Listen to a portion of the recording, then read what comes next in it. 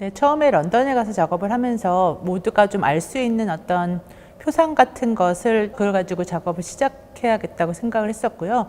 그런데 이제 그 작업 과정이 굉장히 길어지면서 각 문화에서 가지는 대표적인 표상들이 여러 가지를 쓰다 보니까 굉장히 다양한 것을 다루게 되었는데 그 하나하나가 어떤 특별한 의미를 가졌던 것은 아니에요. 근데 대표성을 가지는, 그러니까 어떤 나라의 어떤 사람들이 봐도 알 수 있는 어떤 아이콘 같은 대상을 선정해서 썼던 거였어요.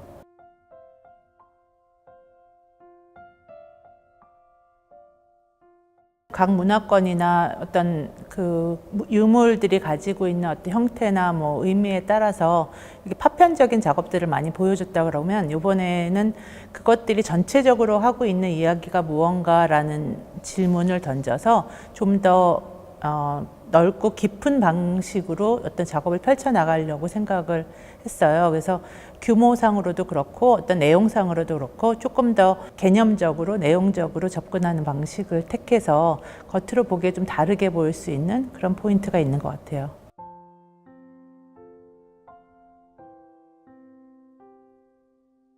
2012년에 이제 기마상을 세우게 되면서 일단은 어떤 건축적인, 그러니까 그 굉장히 큰 스케일의 조각에 대해서 관심이 있었고요. 그 다음에는 제가 만들었던 오브제들을 그 캐비넷 오브 큐리오시티라는 그런 주제로 생각을 하게 되면서 그런 캐비넷이 나중에 미술관이 되고, 그래서 캐비넷을 가지고, 그러니까 이탈리안 캐비넷을 건축 사이즈로 확대하는 그런 건축 프로젝트를 오랜 기간에 런던에서 기획을 했었어요. 그걸 통해서 그때 이제 어떤 건축물을 지을 수 있는 그런 플랜을 몇 년 동안 그거를 개발을 하고 했었다가 그것은 아직 현실화되지 않았던 작업이었는데 다른 발전적인 방식으로 와서 이번에 폐허 풍경으로 옮겨온 거고요. 개인적으로는 이제 어떤 것들이 존재했다가 무너진 것들 아니면은 뭐 사라진 어떤 건축물의 자국 이런 것들에 대해서 관심을 원체 많이 갖고 있었고요.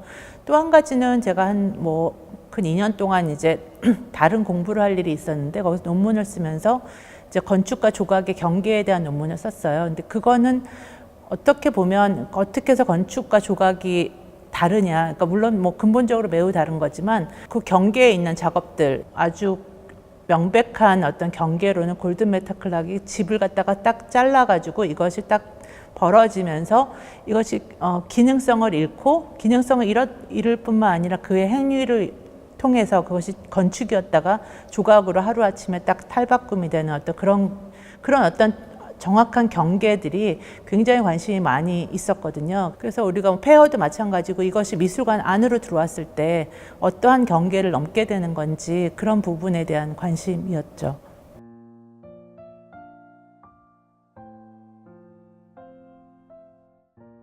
와해시킨다기보다는 너무 불명확해서 포인트를 딱 찾을 수 없는 그런 어떤 라인을 자꾸 찾아보고 싶은 그런 거일 수도 있을 것 같아요, 오히려.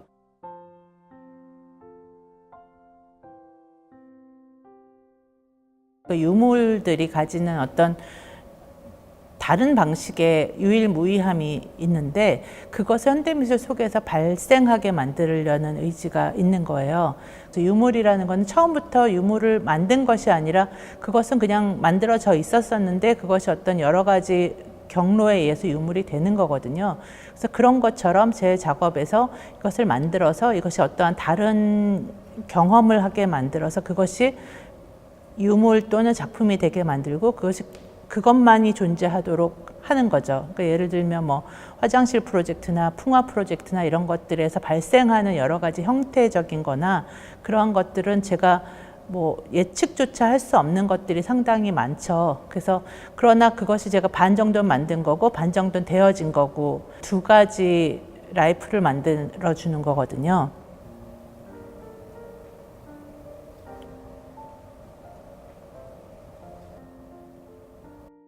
처음에 이제 런던에 가서 작업을 하면서 우리가 서양 미술을 굉장히 어떤 면에서 따라가려고 하고 존경하려고 관심을 가지는 어떤 그런 일방적인 방향에 대해서 그거에 대한 어떤 반발이 있었고요. 어떤 그런 심리적인 바탕이 서양 굉장히 어떤 면에서 권위적이고 굉장히 아이러니하게도 우리나라 저 또래의 어떤 작가들은 서양의 어떤 그 그리스 조각상을 갖다가 얼마나 똑같이 복제할 수 있느냐로 어떤 그것을 능력으로 판단을 받아서 미술대학을 가는 굉장히 아이러니한 상황이 있었기 때문에 저는 서양 고전 조각을 너무나 똑같이 만들 수 있는 능력을 갖고 있었던 거죠. 마치 어떤 다른 외계어를 알고 있는 것처럼.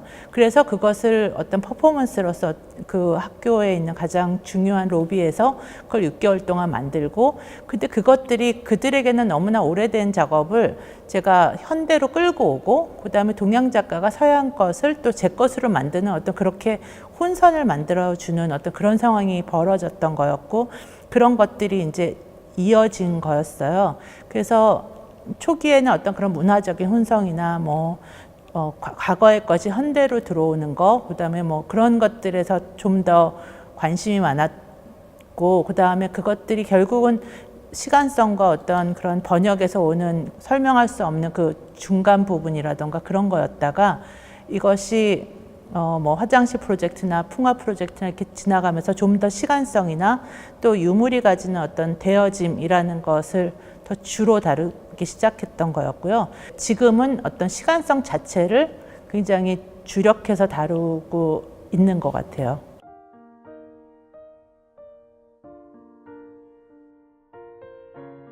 어떠한 A에서 B로 이렇게 A에서 B를 설명하는데, 그것을 설명을 듣는 쪽이 어떠한 문화적인 바탕이나 어떤 그런 거에 따라서 그 받아들임이 전혀 다른 거죠. 예를 들어서 우리가 석고상을 그리스에서 흘러 한국까지 들어왔는데 우리는 그거를 굉장히 다른 걸로 쓰고 있는 거죠. 그래서 이것이 원본 내지는 오리지널이라는 것이 어떻게 작용을 하고 어떤 것이 정말 진짜고 가짜고 하는 이런 부분들, 또는 번역이 된다 그랬을 때 아무리 똑같이 그것을 옮긴다고 해도 어떻게 받아들일 거냐에 또 다른 문제들, 그런 것들에 관심이 있었던 거거든요.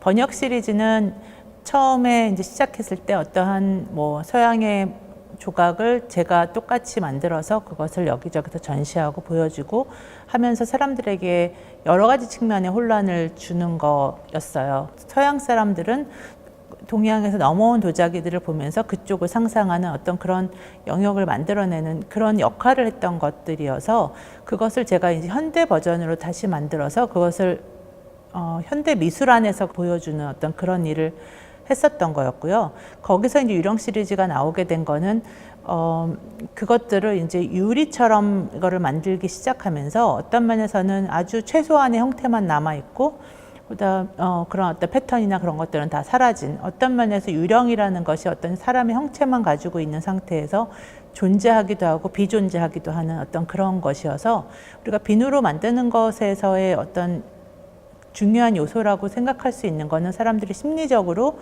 또는 물질적으로 이거 사라지는 것을 경험하는 굉장히 드문 재료이기 때문에 항상 사라짐을 먼저 연상하게 되는 재료예요. 그다음에 화장실 프로젝트나 풍화 프로젝트는 좀 더 유물이 어떻게 해서 만들어지느냐 하는 부분들, 그러니까 그리고 그런 것들의 어떤 값어치라든지 유일무이함이라든지 그런 것에 대해서 관심을 가졌던 작업이어서, 화장실 프로젝트는 만들어질 때는 정말 플라스틱 바가지가 이렇게 생산되듯이 만들었다라고 그러면 그런 것을 각 다른 장소로 다 보내서 다른 관객들과 어떤 시간을 보낸 다음 그것이 돌아왔을 때 전혀 다른 모양으로 다 돌아오게 되는 거거든요. 그래서 그것이 제가 생각하는 어떤 유물들이 되어가는 방식이라고 제가 생각을 했었어요. 우리가 조선시대 도자기라고 하더라도 아니면은 양은 바가지라고 하더라도 계속 쓰고 있으면 시간이 계속 흐르고 있는데, 이것이 유물이 돼서 박물관의 선반에 올라갔을 때 시간이 정지돼 버리는 거거든요.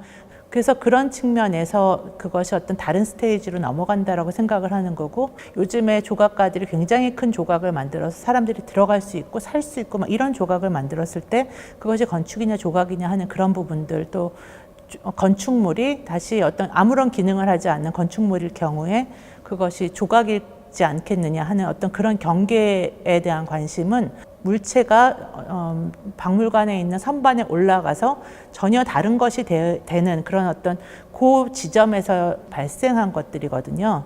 이번에 화석화된 시간이나 폐허 풍경 같은 작업들은 어떤 시간을 좀 더 가시화하는 입장에서 했던 작업들이에요. 우리가 인생이라는 것이 다 시간으로 만들어져 있고 문명이라는 것도 어떤 시간의 흐름 속에 있는 것인데 그것을 이렇게 가시화하고 싶었던 것들이죠. 그래서 만약에 시간이 액체처럼 흐르고 기체처럼 날아가는데 그것을 고체처럼 한 덩어리로 보여주는 어떤 그런 것들이에요. 그래서 그런 거를 어떤 면에서는 유물이 되어가는 거와 다르게 자기적으로 시간을 응축시켜서 보여주고 싶은 어떤 그런 류의 작업이라고 설명할 수 있을 것 같아요.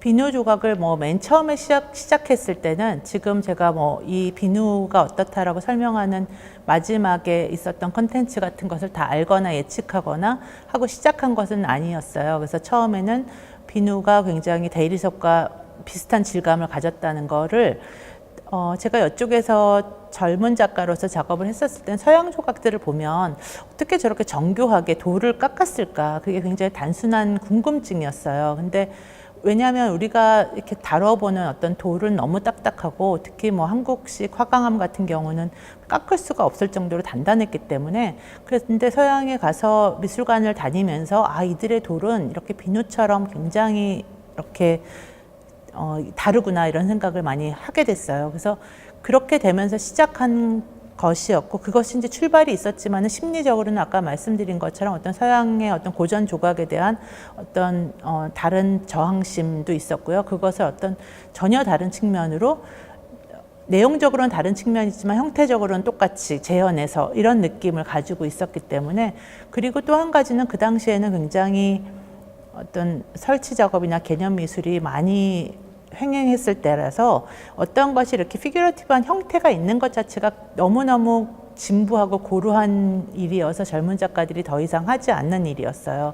그래서 한편은 그것을 어떤 고전 돌 조각가처럼 그런 어떤 돌 조각을 만들고 싶은 생각이 있었어요. 이것이 또 한 가지는 이제 그 서양 조각의 어떤 권위를 저항할 수 있었다라는 그런 느낌을 가질 수 있었던 거는 비누가 가지고 있는 어떤 굉장히 일종의 사소함과 그 다음에 영험 무궁하지 않은 거, 오히려 굉장히 상반된 어떤 성질 때문이었거든요. 그러면서 이제 계속 경험되어지는 어떤 비누는 사람들에게 굉장히 불안감을 많이 주는 재료였기 때문에 오히려 그런 거를 가지고 문화적인 유물을 만들어서 굉장히 어떤 소중하고 우리가 굉장히 지키고 싶은 것을 만들어서 어떠한 그런 대조적인 마음을 주고 싶었던 것이 있었고요. 또 한 가지는 그렇게 돼서 이것이 존재함과 비존재함을 동시에 설명할 수 있는 재료로 저한테는 쓰여진 거였기 때문에 계속 이렇게 거의 한 20년에 걸쳐서 이 재료를 쓰게 된 것이 있었고요. 그러면서 이것이 굉장히 다양한 표현 방식이 가능하다는 것을 알게 되고 또 제가 그걸 표현을 할 수 있게 되고 그런 어떤 이유에 의해서 이렇게 오랫동안 이 재료를 다루게 된 것 같아요.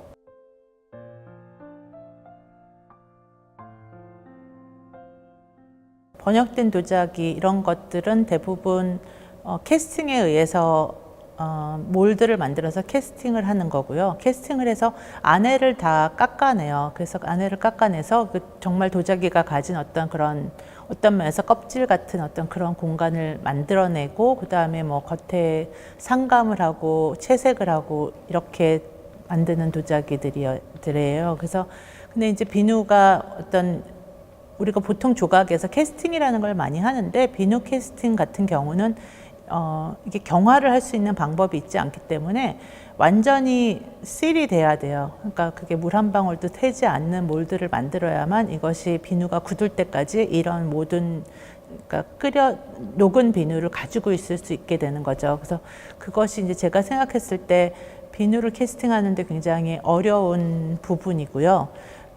그리고 사실은 작은 도자기들을 만드는 거는 큰 문제는 아니었지만 기마상 같은 거는 우리가 한 1.5톤, 2톤 정도의 비누를 녹여서 한 번에 부어야 되는 어떤 그런 것들 그리고 그런 비누가 뜨거운 상태에서 이제 압이 생기기 때문에 그런 것들을 버텨주는 어떤 재료들이라든지 몰드들이 그렇게 흔하지가 않아요, 실제로는. 그러니까 그런 류의 캐스팅이라는 게 조각에서 별로 존재하지 않아가지고, 이제 브론즈 같은 경우는 보통은 껍질로 해서 이렇게 다 용접을 해서 붙이는 건데, 이거는 통으로 떠야 되기 때문에, 그래서 굉장히 어려움이 있죠, 한편은. 근데 또 뭐 흥미롭기도 하고요.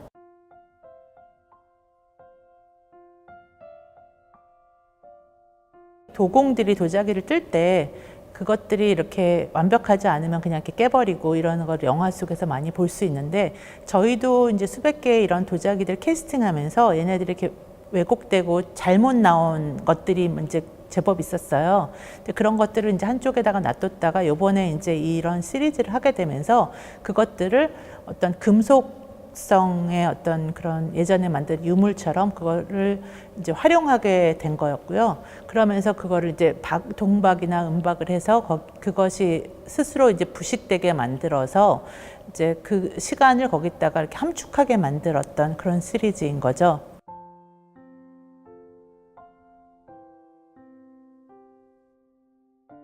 제가 런던에 처음 갔을 때 20년 좀 전에 갔을 때는 이제 그쪽에서는 굉장히 그 당시에 젊은 작가들을 많이 부양하는 그런 정책을 굉장히 많이 썼어요. 그래서 그게 저에게는 굉장히 새로운 경험이었고요. 그 당시에는 한국에서는 젊은 작가들에게 그렇게 관심이 있지 않았었기 때문에, 그러다가 지금은 이제 한국은 젊은 작가들 지원을 굉장히 잘하고 있는 걸로 보이고, 오히려 영국에서는 이렇게 이스타블리시 된 작가들에게만 기회가 많이 있는 그런 곳이 지금 되어가고 있어요. 그래서 이제 제가 작가로서 작업을 하는 것이 영국에서랑 한국을 왔다 갔다 하는 그런 부분을 계속 그렇게 하는 이유를 만약에 얘기한다고 그러면, 제가 처음에 영국에 갔을 때 제가 동양 사람이지만 서양에 되게 굉장히 많은 감성을 가지고 그들을 많이 알고 있고, 근데 그들은 저를 동양 사람으로 보고 해서 제 스스로가 굉장히 많이 혼성되어 있다라는 것을 발견했어요. 그리고 그건 모든 사람들이 아마 그렇게 느낄 거예요. 서양 사람들은 뭐 모르겠지만 동양 사람들은 우리가 서양 문화를 굉장히 오랫동안 접하고 있었기 때문에, 그래서 그 당시에 느꼈던 어떤 그렇게 혼성된 문화들이 저의 감각을 이렇게 일깨우고 저 자신을 바라보게 하는, 그러니까 새로운 눈으로 바라보게 하는 거에 도움이 됐다라고 생각을 해서 그 기조를 유지하려고 하는 부분이 있고요. 또 한 가지는 어떤 전혀 다른 관객들과 어떤 미술 씬에서 일을 해보는 것이 제가 이렇게 여러 가지 관심을 테스팅하기에 굉장히 좋은 것 같아요.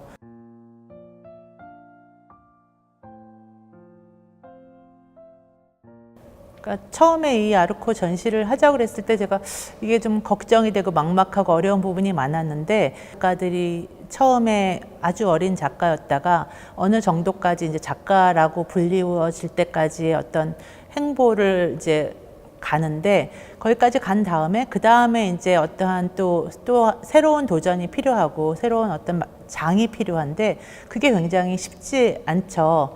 그리고 미술관이 아니고 만약에 커머셜 섹터라 그러면은 그쪽에서는 어떤 프로핏을 원하기 때문에 우리가 새로운 시도를 하면서 그들에게 어떤 이익을 가져다 준다는 건 어차피 굉장히 어려운 거고, 그래서 어떤 면에서 굉장히 미술관이 해야만 하고 미술관밖에 할 수 없는 일인 것 같아요. 근데 제가 이번에 이런 작업들을 해보면서 어떤 면에서 이런 폐허 풍경이나 이런 것들을 생각은 많이 했었지만 이것을 실현할 기회가 없었다가 이번에 이제 이런 기회가 생겨서 이걸 굉장히 마음껏 펼쳐볼 수가 있는 거거든요. 그래서 작가들은 생각을 하는 것도 물론 중요하지만 그것이 자기 눈으로 확인이 되고 이것이 이렇게 나와져서 시각적으로 보여야만 그 다음 길을 갈 수가 있는 거거든요. 그래서 그런 측면에서는 굉장히 중요한 어떤 계기가 되었다라는 생각이 들어요.